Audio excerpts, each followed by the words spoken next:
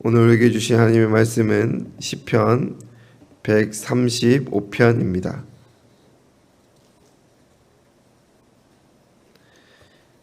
오늘 우리에게 주신 하나님의 말씀은 시편 135편입니다. 다 함께 봉독하겠습니다. 할렐루야. 여호와의 이름을 찬송하라. 여호와의 종들아 찬송하라. 여호와의 집, 우리 여호와의 성전, 곧 우리 하나님의 성전들에 서 있는 너희여, 여호와를 찬송하라. 여호와는 선하시며 그의 이름이 아름다우니 그의 이름을 찬양하라. 여호와께서 자기를 위하여 야곱 곧 이스라엘을 자기의 특별한 소유로 택하셨음이로다. 내가 알거니와 여호와께서는 위대하시며 우리 주는 모든 신들보다 위대하시도다. 여호와께서 그가 기뻐하시는 일을 천지와 바다와 모든 깊은 데서 다 행하셨도다. 안개를 일으키시며 비를 위하여 번개를 만드셨으며 바람을 그 곳간에서 내시는도다. 그가 애굽의 처음 난 자를 사람부터 짐승까지 치셨도다. 애굽이여, 여호와께서 내게 행한 표적들과 징조들을 바로와 그의 모든 신하들에게 보내셨도다.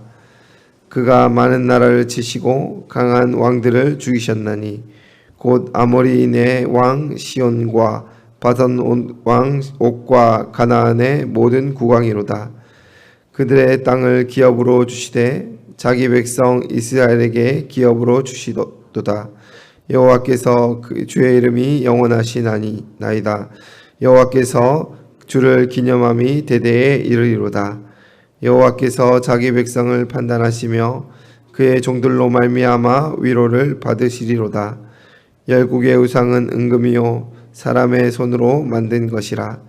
입이 있어도 말하지 못하며 눈이 있어도 보지 못하며 귀가 있어도 듣지 못하며 그들의 입에는 아무 호흡이 없나니 그것들을 만든 자와 그것들을 의지하는 자가 다 그것과 같으리로다.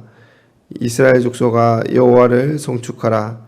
아론의 족속아 여호와를 송축하라. 레위 족속아 여호와를 송축하라. 여호와를 경외하는 너희들아 여호와를 송축하라. 예루살렘에 계시는 여호와는 시온에서 찬송을 받을지어다. 할렐루야. 아멘. 오늘 본문의 말씀은 전형적인 찬양시의 형식을 갖추고 있습니다. 아마도 성전 예배를 드릴 때 온 회중이 함께 불렀을 것으로 예상이 됩니다. 본문의 내용을 보면 과거 출애굽 사건을 회고하는 것이 특징적이고 우상 숭배에 대한 비판이 강조되는 것으로 보아 포로 귀환 이후 완공된 성전에서 불렸을 것으로 여겨집니다.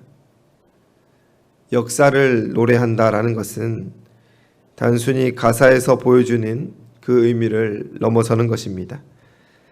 아픔의 역사를 회고하며 반복하지 않길 바라고 찬란했던 시절을 떠올리며 그때를 다시 실현하고자 하는 바가 역사를 노래하는 것이지요.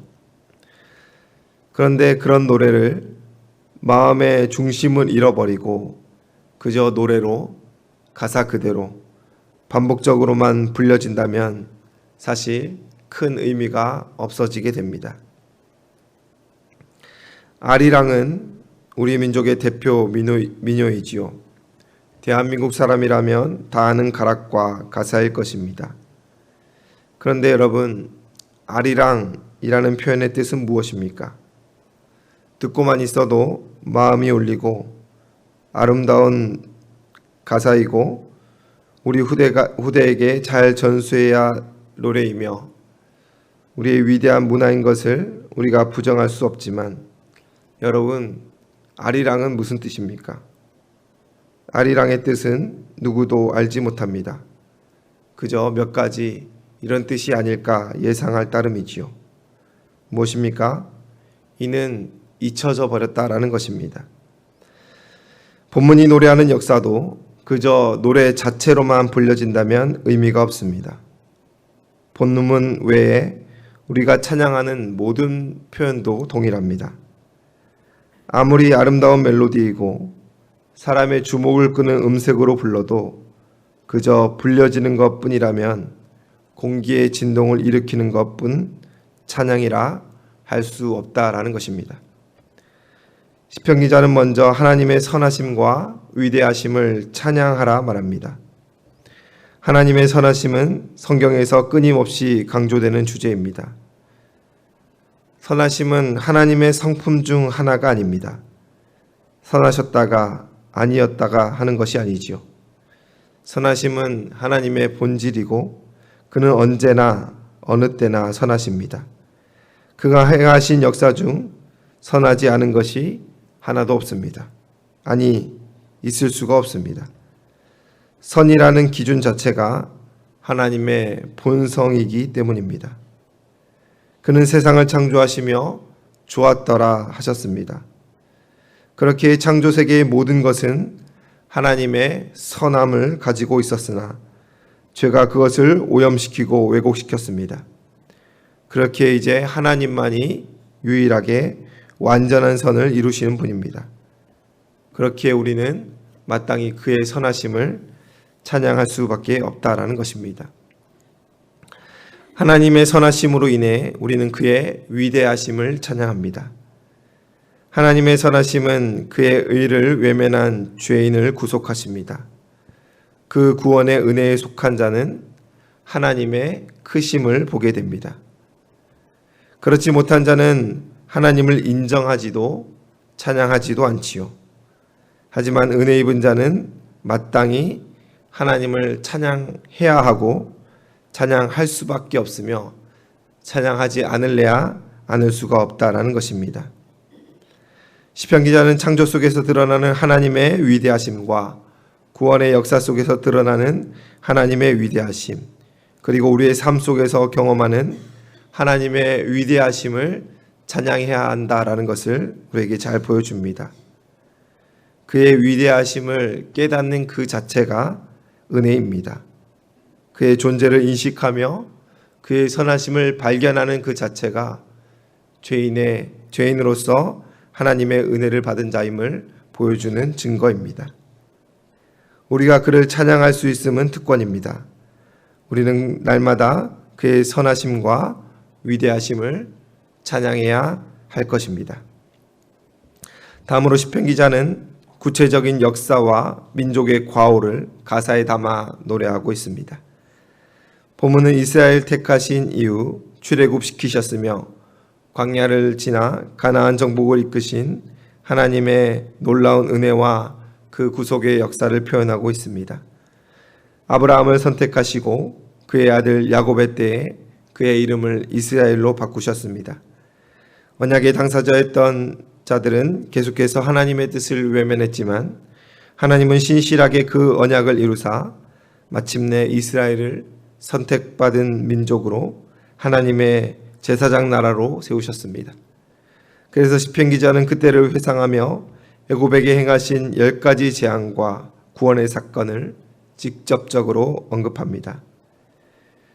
그때를 기억하며 현재에도 동일하게 역사하실 하나님을 찬양하는 것이지요. 10절과 12절을 보시면 많은 나라를 치시고 많은 왕을 죽이셨다라는 내용의 기록 또한 그 가나안 땅을 차지하게 하신 역사를 회고하면서 여전히 그 민족의 주인 되시며 소망이 되시는 하나님을 노래하며 높여드리는 것입니다. 그런데 이 소망이 온전히 실현되려면 하나님과의 끊어진 관계가 회복되어져야 하는데 그 관계를 훼손시키는 우상 숭배에 대해 시편 기자는 강하게 비판하고 있습니다. 우상 숭배 문화 한가운데 살았던 이스라엘에게 우상은 아무런 힘이 없고 여호와만이 참 하나님이라는 신앙 고백을 강조하고 있다라는 것입니다. 이제 본문의 마지막 자락은 시를 마무리하며 하나님을 찬양할 것을 거듭 강조하고 있습니다. 찬양해야 될 대상과 범위를 재차 강조하는 것이지요. 먼저 이스라엘 족속의 찬양을 촉구하고 제사장과 레위인, 더 나아가 여호와를 경외하는 모든 자들로 하여금 찬양하라 말하며 하나님은 모든 이름 가운데 찬양받으실 분, 유일한 분, 합당한 분이심을 우리에게 알려주고 있습니다. 21절은 예루살렘 시온에 계시는 여호와를 언급하며 성전에서 드리는 찬양을 중심에 둡니다. 허나 하나님은 성전에 국한되거나 매이시는 분이 아니지요. 우리는 시온을 넘어 온 우주에 편재하신 하나님을 높여 드려야 함을 말씀을 통하여 깨닫게 됩니다. 이제 말씀을 맺고자 합니다. 제가 설교한 내용들은 신앙생활을 오래 하신 분들에게는 익숙하고 특별할 것이 없는 것입니다. 하지만 우리가 익숙함으로 당연함으로 인하여서 찬양의 전심을 담지 못하면 우리의 고백은, 우리의 찬양은 아리랑처럼 그 의미를 잃어버릴 것입니다. 입술로 고백하면서도 그 뜻이 무엇인지 묵상치 않고, 우리가 목 놓아 찬양하면서도 마음에는 뜨거움이 없고 그저 노래로, 예식으로, 형식으로 불러지는 찬양이 우리 인생 가운데 얼마나 많습니까? 그 모든 시간들은 그저 아리랑처럼 잊혀질 따름이라는 것입니다. 공기의 진동을 일으키는 것을 넘어 하나님의 마음을 울리는, 우리의 온전한 신앙 고백으로 삶으로 드려지는 찬양을 통하여 하나님과의 관계가 온전해지는 저와 여러분들 되시기를 주님의 이름으로 축원을 드립니다. 기도하겠습니다. 사랑과 은혜가 풍성하신 하나님 아버지, 오늘 하나님을 찬양하며 송축하는 아름다운 찬양시 앞에 섭니다. 하나님의 선하심과 위대함을 찬양하며 그가 행하신 모든 역사 가운데 그 은혜가 얼마나 큰지를 우리는 마주하게 됩니다. 하나님의 사랑을 마주할 때마다 하나님의 전능하심, 그의 위대하심을 또 깨닫게 됩니다.